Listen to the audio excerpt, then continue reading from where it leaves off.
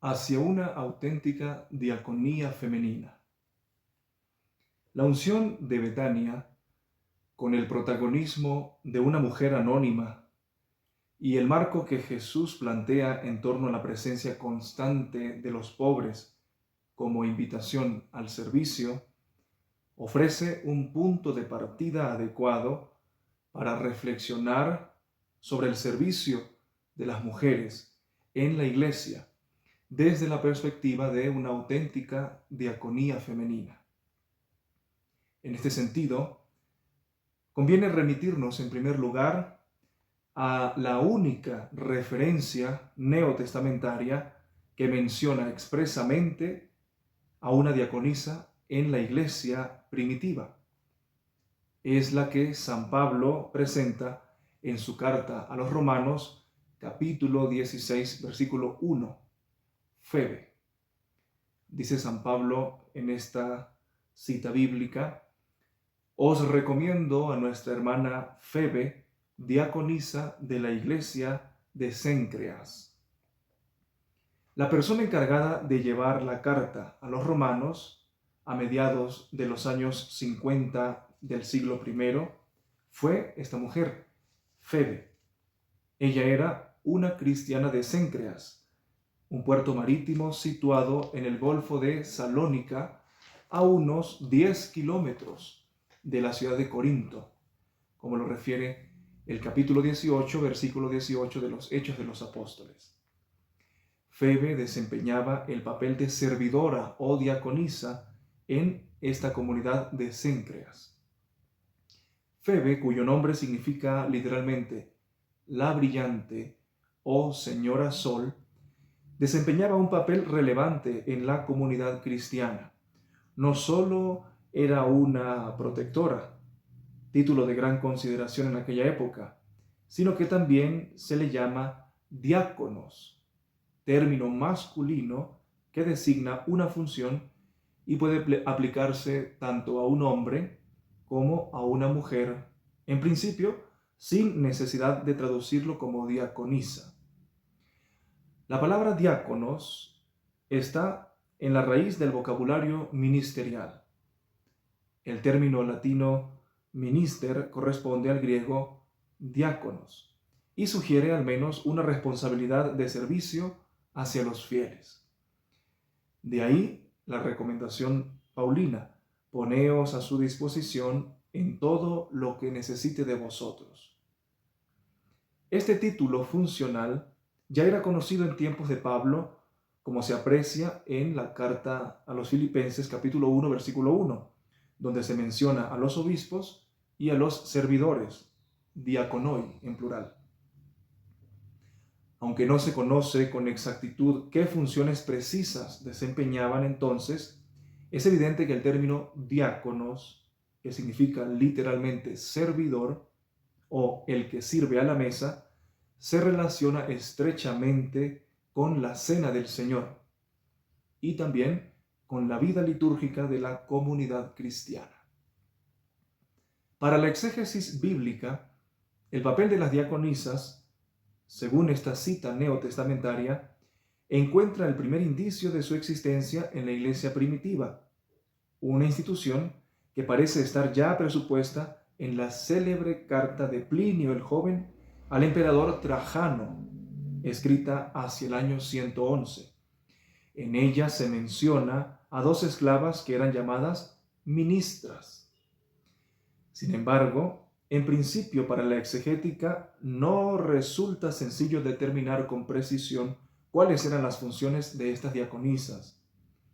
Todo indica que su labor consistía principalmente en servicios de caridad y asistencia a los pobres y enfermos, y posiblemente también en tareas auxiliares relacionadas con el bautismo de las mujeres. Una visión más general y no solo bíblica, sino también patrística, ofrece un documento vaticano del año 2002 que vamos a analizar.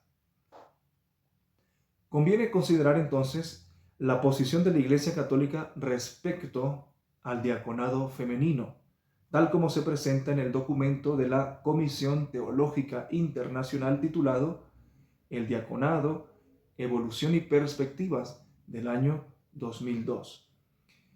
Este texto constituye la exposición autorizada sobre el tema, aun cuando ya se conoce también los resultados de la comisión creada por el Papa Francisco en el año 2020 con el mismo propósito de analizar el diaconado femenino. Esta comisión estuvo presidida por el cardenal Giuseppe Petrocchi, arzobispo de L'Aquila, e integrada entre otros miembros por 5 mujeres. El documento del año 2002 dedica 2 secciones específicas al tema que nos ocupa. El capítulo 2 titulado El diaconado en el Nuevo Testamento y en la patrística, concretamente en el punto 4. Y en el capítulo 3 titulado La desaparición del diaconado permanente en el punto número 2, hacia la desaparición de las diaconisas. Vamos a examinar entonces ambos apartados, resumiendo los aspectos más relevantes que se presentan. Iniciemos cronológicamente entonces en el siglo I, hablando en un contexto bíblico. Durante la era apostólica existieron formas de servicio diaconal ejercidas por mujeres, algunas con cierto carácter institucional. Ya hemos dicho que San Pablo menciona a Febe, aunque también el término diáconos, usado de forma masculina, debe entenderse en su sentido general de servidor y, por supuesto, no tanto como título ministerial específico. Lo cierto es que esta mujer, la diaconisa Febe, realizaba un servicio reconocido dentro de su comunidad en relación con la misión del apóstol, en este caso Pablo. Los especialistas discrepan sobre el sentido que se da en la primera carta a Timoteo, capítulo 3, versículo 11, en el que la mención de las mujeres tras de los diáconos puede referirse tanto a mujeres diáconos como a las esposas de los diáconos. Se indica que las mujeres no deben enseñar ni ejercer autoridad sobre los hombres en esta carta a Timoteo, aunque dichas funciones pertenecen exclusivamente al obispo y a los presbíteros, y no a los diáconos en principio. Por otra parte, se menciona un grupo de viudas reconocidas oficialmente en la comunidad que reciben ayuda a cambio de su vida de oración y continencia. Más adelante, estas viudas serán instituidas, pero no ordenadas, formando un orden eclesial dedicado únicamente al ejemplo y a la intercesión. Vamos viendo entonces cómo en el aspecto bíblico, diaconisas, servidoras en la misión de los apóstoles, no equiparables al diaconado masculino, viudas allí muy paralelos a las diaconisas, entregadas, consagradas, instituidas al ejemplo y a la intercesión, a la oración.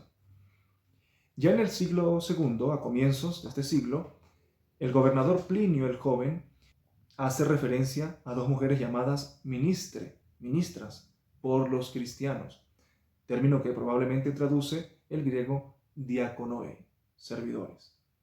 Será a partir del siglo III cuando comiencen a utilizarse los vocablos propiamente cristianos de diaconisa o también diácona para designar este tipo de servicio femenino en la iglesia. En principio, entonces, tanto diaconisa como diácona, en cuanto a la etimología, en cuanto a la palabra, suele aparecer.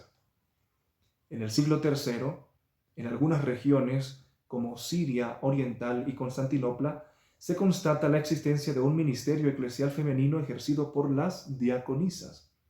La primera referencia aparece en la Didascalia de los Apóstoles. Esto es un documento cerca del año 240, una compilación canónico-litúrgica no oficial.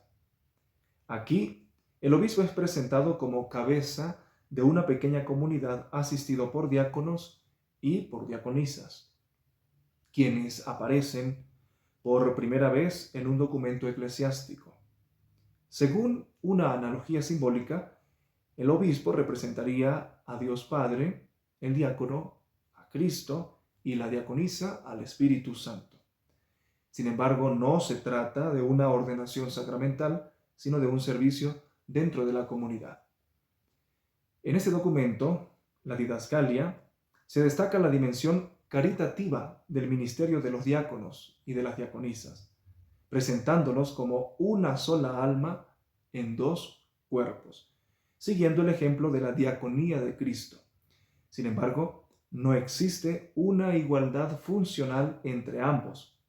Los diáconos, por ejemplo, son elegidos para atender múltiples necesidades de la comunidad, mientras que las diaconisas se encargan únicamente del servicio a las mujeres. Los diáconos actúan como intermediarios entre los fieles y el obispo, y del mismo modo que las mujeres se dirigen al obispo a través de las diaconisas.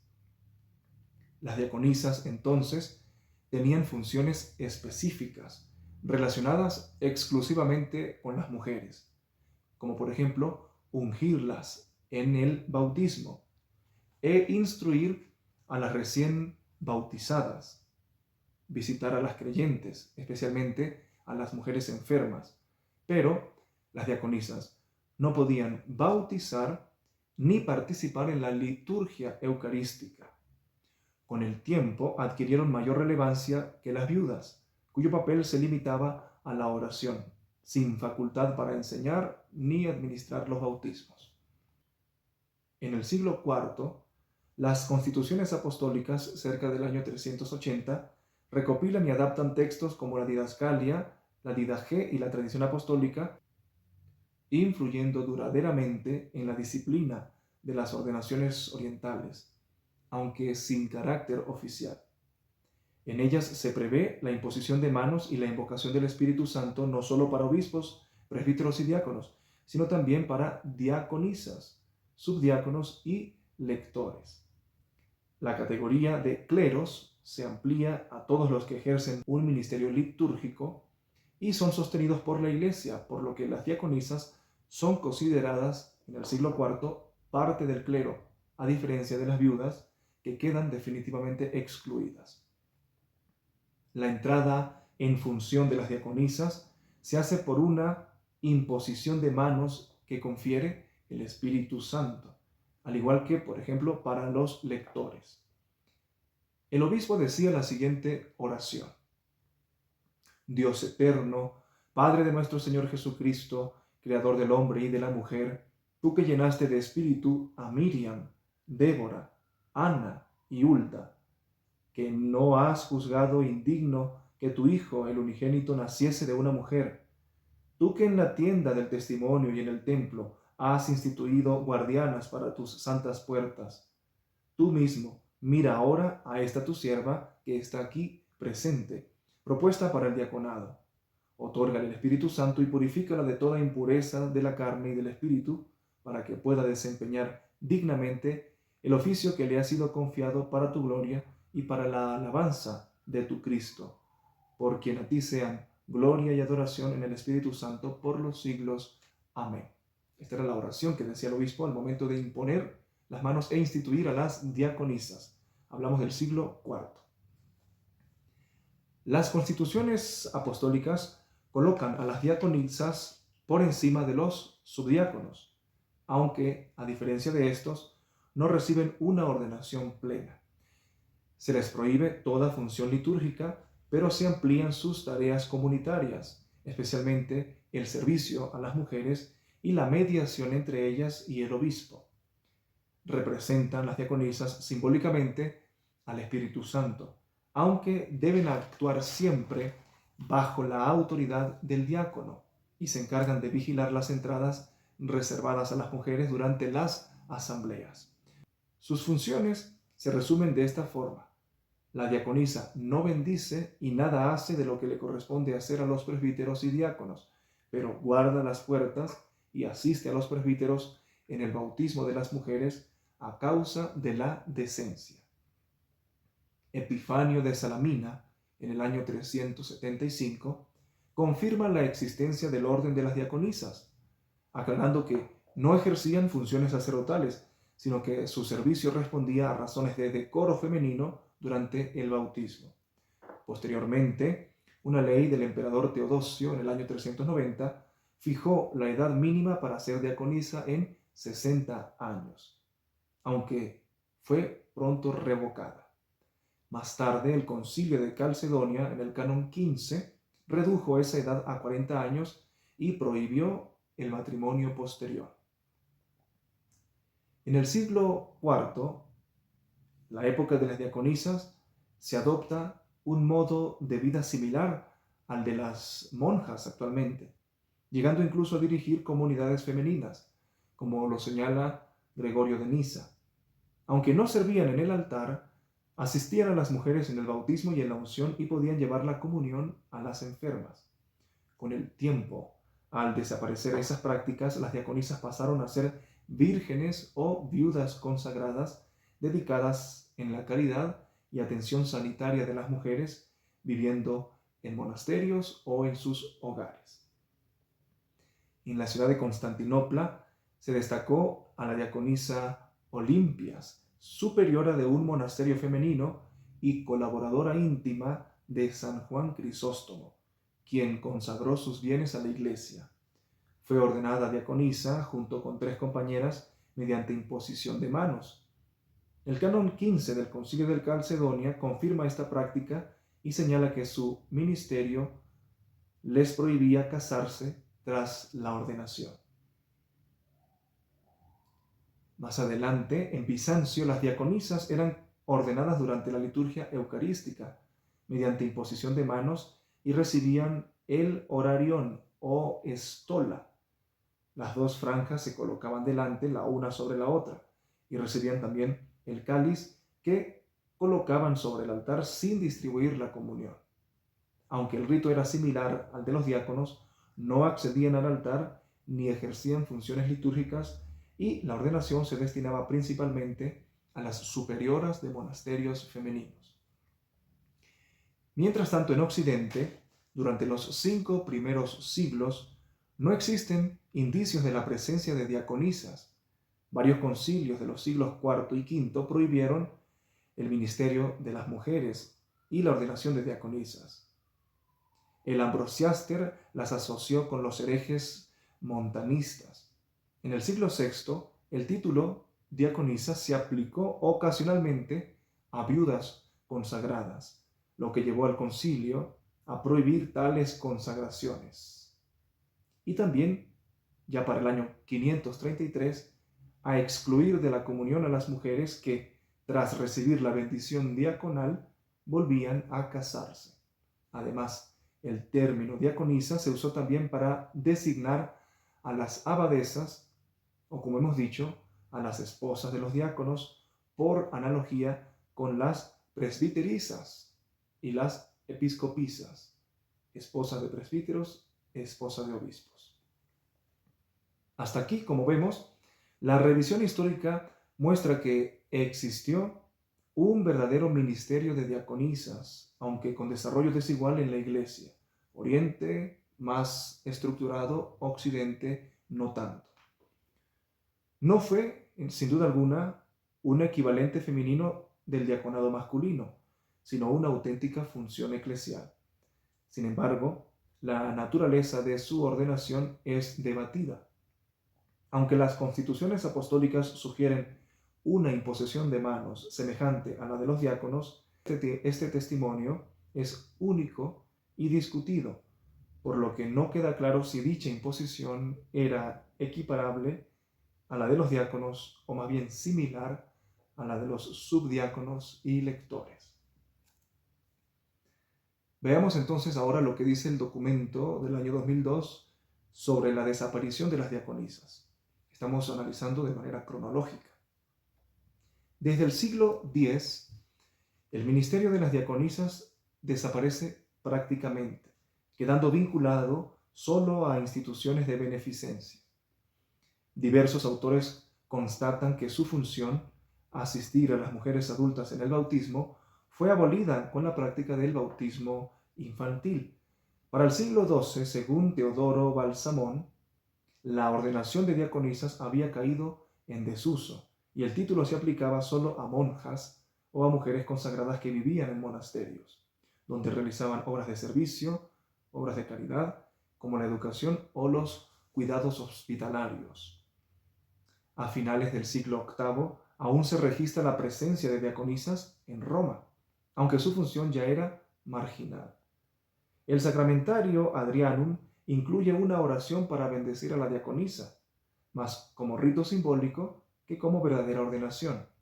En la época carolingia, los textos confunden a menudo diaconisas con abadesas, y el Concilio de París en el año 829 prohíbe de manera general toda participación litúrgica de las mujeres. Las decretales pseudo-isidorianas y los pontificales bávaros del siglo IX no mencionan a las diaconisas.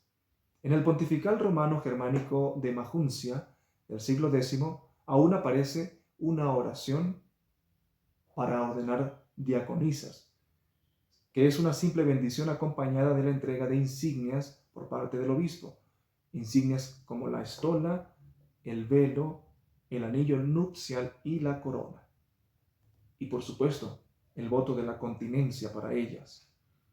Esta es la última referencia litúrgica a las diaconisas en Occidente, ya que el pontifical de Guillermo Durando del siglo XIII solo las recuerda como una institución del pasado. Más adelante, en la Edad Media, las religiosas dedicadas a la caridad y la enseñanza ejercen funciones propias de la diaconía, aunque sin ordenación. El título de diaconisa subsiste solo como designación honorífica para viudas o abadesas, aplicándose ocasionalmente a estas últimas hasta el siglo XIII. Como se ha observado, el orden de las diaconisas tuvo un mayor desarrollo en Oriente, mientras que en Occidente fue progresivamente desestimado hasta prácticamente desaparecer. Sin embargo, más que una desaparición, podría hablarse de una evolución. Aquellas mujeres elegidas y consagradas al servicio de la caridad encuentran hoy su continuidad principal y especialmente en las religiosas, quienes siguen siendo servidoras fieles en múltiples ámbitos de la pastoral de la Iglesia. Veamos entonces, es preferible hablar no de una desaparición de las diaconisas, sino de una evolución, de una transformación.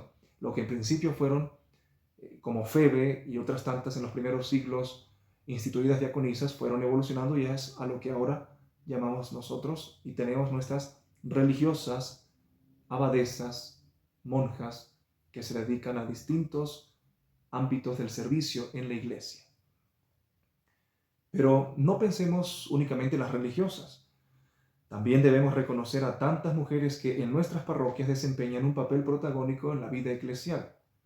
¿Cuántas de ellas, abnegadas, por ejemplo, coordinadoras de los grupos de catequesis, se desvelan por transmitir el querigma a los más pequeños? Otras, con igual entrega, atienden las secretarías parroquiales, convirtiéndose en el rostro acogedor de la Iglesia, que es madre y que es maestra, mujer, esposa de Cristo, la Iglesia.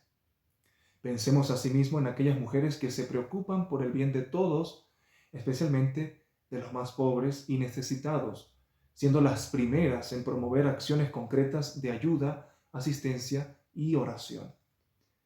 No podemos olvidar que muchos grupos de apostolado están conformados en su mayoría por santas mujeres, perseverantes, valientes y fieles servidoras del Evangelio.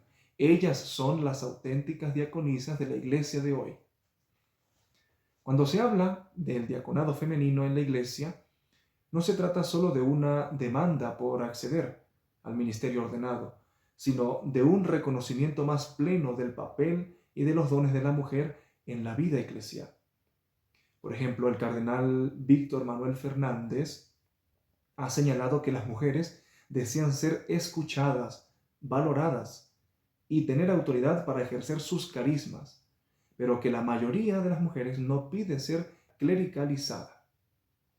Por su parte, el Papa León XIV reafirmó que no tiene intención, por ahora, de modificar la enseñanza de la Iglesia sobre la ordenación de mujeres al diaconado, aunque expresó su compromiso por impulsar su presencia en cargos de liderazgo y por reconocer su aporte en los múltiples ámbitos de la Iglesia, como ya lo hizo el Papa Francisco.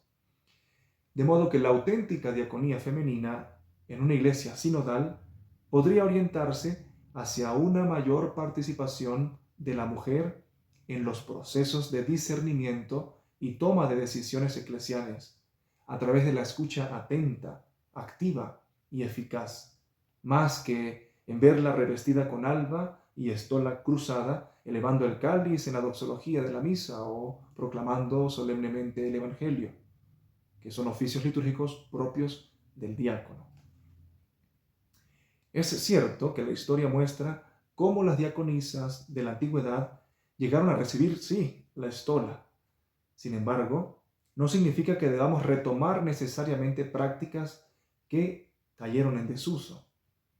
Las mujeres en la Iglesia Católica no necesitan alba ni estola para servir, pues su diaconía auténtica se realiza en la entrega, el testimonio y el servicio cotidiano dentro de la comunidad eclesial.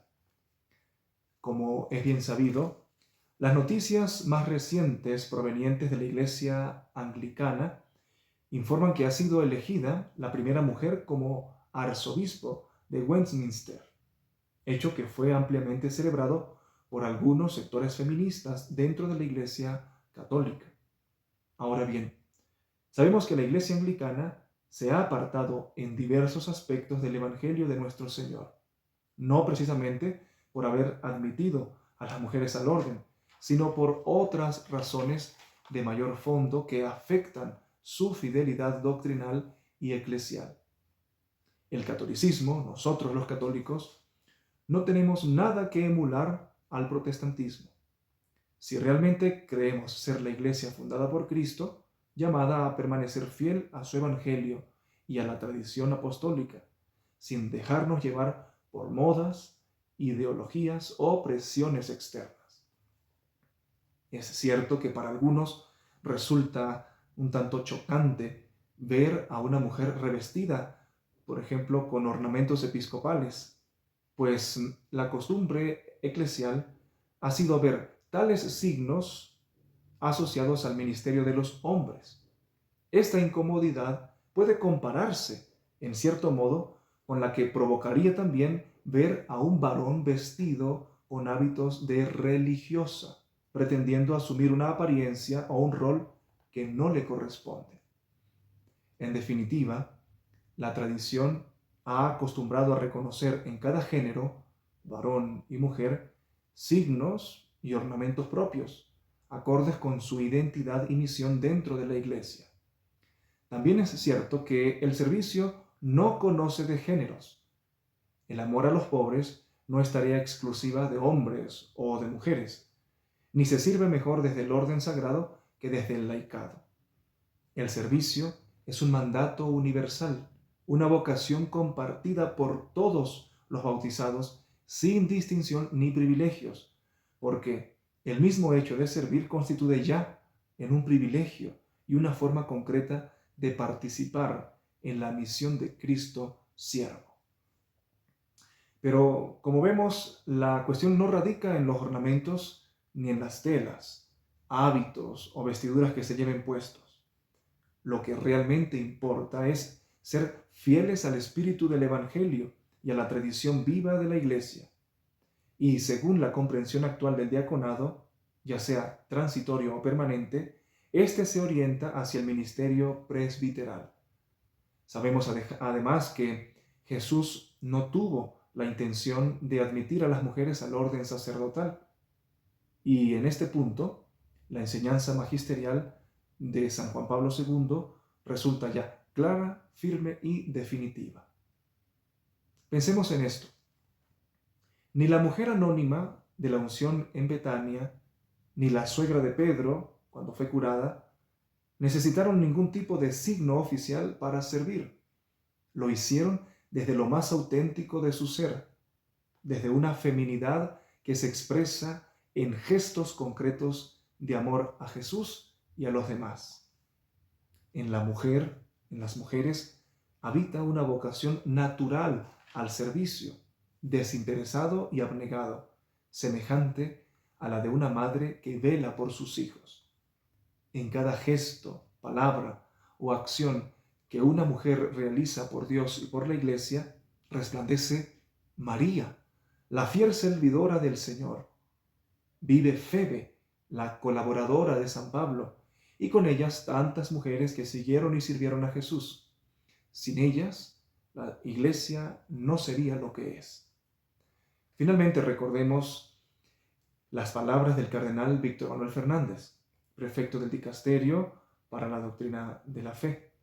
Dice el cardenal: si resulta que hubo mujeres con gran autoridad sobre comunidades e incluso sobre una región de la Iglesia en el planeta, autoridad que ni siquiera tenían los sacerdotes, ¿valen menos si no estaban ordenadas, si eran laicas? ¿Valen menos?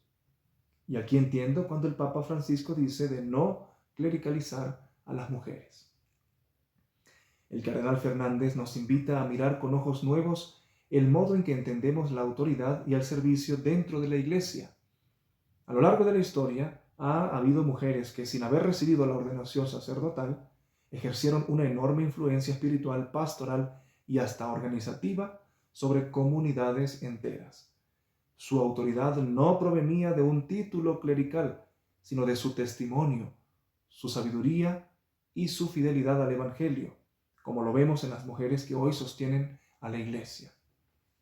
La pregunta del cardenal argentino, ¿valen menos si no estaban ordenadas?, insta directamente nuestra manera de valorar los carismas. Nos recuerda que en la Iglesia el valor no depende del rango, sino del amor con que se sirve. Una persona no es más o menos por tener un ministerio ordenado, sino por su capacidad de reflejar el rostro de Cristo diácono, Cristo servidor, el mismo que sentenció: el que quiere ser el primero debe hacerse el último de todos y el servidor de todos. Cuando el Santo Padre Francisco hablaba de no clericalizar a las mujeres, nos llamaba a no reducir la misión cristiana al ámbito de lo clerical, como si solo los sacerdotes tuvieran verdadero peso o autoridad. Esta mentalidad ya la superó la Iglesia con el Concilio Vaticano II. Hay muchas formas de servir y de ejercer liderazgo evangélico. Muchas de ellas, como las que encarnaron tantas mujeres a lo largo de los siglos, son silenciosas, humildes y sin embargo profundamente fecundas y necesarias para todos los tiempos. En definitiva, estas palabras nos recuerdan que la grandeza en la Iglesia no se mide por el poder, sino por el servicio, como en el caso de la diaconisa Febe o de la mujer anónima de la unción de Betania. Ellas amaron a Cristo y amaron a los pobres. Por eso las recordamos con gratitud. La autoridad evangélica se sostiene no en la ordenación, sino en la santidad y en el amor. Y en esto las mujeres llevan la delantera. Ellas son las más piadosas, las más santas de la Iglesia y las que más aman porque sirven con amor. Finalicemos con esta oración a Santa Febe de Cencreas. Oh Santa Febe de Cencreas, digna patrona de la diaconía femenina, ayúdanos a comprender el verdadero sentido del servicio de las mujeres en la Iglesia. Haz que no caigamos en el error de pensar que no son suficientemente valoradas, ni creamos que su colaboración es inútil o insuficiente. Santa Febe, intercede para que no busquemos clericalizar a la mujer, sino que sepamos reconocer su labor como Dios la ve, base firme, silenciosa y humilde sobre la cual se edifica el reino. Que a ejemplo de María, Madre de Jesús y Madre nuestra, las mujeres sigan siendo presencia valiente, servidora y fecunda en el corazón de la Iglesia. Amén.